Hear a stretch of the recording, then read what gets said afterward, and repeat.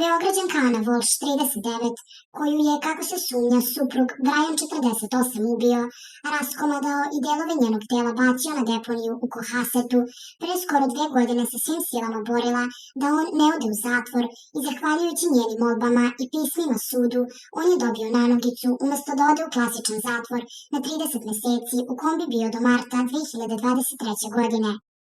Prema riječima izvora američkih medija, da je Brian u septembru 2021. godine završio iza rešetaka, Ana bi sada bila živa. Sudski dokumenti pokazuju da su tužioci tražili da Brian Walsh odsluži zatvorsku kaznu od 30 meseci, ali je sudija ipak dozvolio Walshu da ostane u kućnom pritvoru nakon što je odbrana dostavila svoj dopis u septembru 2021. godine, navode izvori i dodaje da je Ana u pismima sudu garantovala za svog muža, čime je praktično sebi potpisala smrtnu presudu. Upravo je njeno pismo bilo ključno da sud odluči da mu se stavi nanogica. Brian je ljubav mog života, moj život, moj partner, najbolji prijatelj i otac 3 naše dece. On je otac koji voli, čuva i strepi i muž koji me podržava. Bez Briana bila bih primorana da dam otkaz na poslu koji volim, jer često do kasno uveče imam obaveze, a radim i skoro svakog vikenda, obrazložila je Ana zbog čega je njen muž ne treba da ide u zatvor.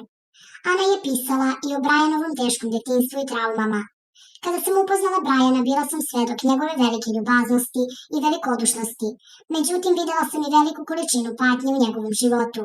Plašio se veza i godinama nikome nije dozvoljavao da mu se približi, uključujući i mene. Očigledno je bio u nedoumici da li bi mogao da bude voljen onoliko koliko zaslužuje. Na njega je duboko uticalo detinjstvo i odnos sa roditeljima. Govorili su mu da je gubitnik, da nije ni trebalo da se rodi i da je izgubljen slučaj. Navela je Ana i dodala da je on od detinjstva naučen da laže i da se krije. Ova trauma je uvek bila prisutna u Brianovom životu. Donela mu je duboku tugu koja je trajala godinama i bila je odlučujući faktor u njegovom životu. Navela je i zaključila da je Brian dokaz da čovjek ipak može da se promeni i da on treba da bude inspiracija drugima. Samo nekoliko nedelja nakon što je odbrana dostavila ovaj memorandum o kazni, Brian je stavljen u kućni pritvor. Nekoliko meseci kasnije, u junu 2022. godine, Walsh je bio na korak do vraćanja u klasičan zatvor, jer je tužilac dostavio sudiji dokaze o dodatnim prevarama i proneverama. Međutim, on nije još izveden pred sud povodom toga, a sad je uhapšen zbog nestanka supruge, podsjećaju izvori.